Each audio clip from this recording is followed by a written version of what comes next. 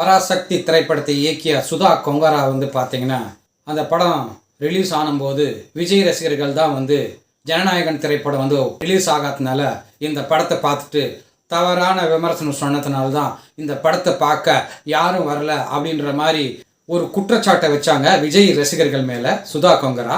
கதை நல்லா இருந்தால் கண்டிப்பாக யார் விமர்சனம் வச்சா ஓடும்.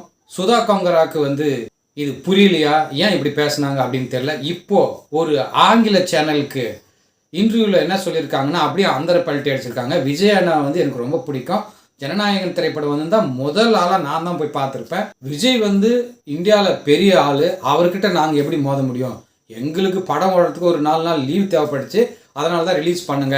நானே விஜய் வச்சு படம் பண்ணலான்னு தான் இருந்துச்சு. ஆனால் சந்தர்ப்ப சூழ்நிலையில் அமையல. நானே அவர்கிட்ட நேரில் போயிட்டு விளக்கம் கொடுக்கலாம் அப்படின்னு இருக்கேன்னு சொல்லியிருக்காங்க. எப்படியெல்லாம் மாற்றி மாற்றி பேசுகிறாங்க பாருங்க.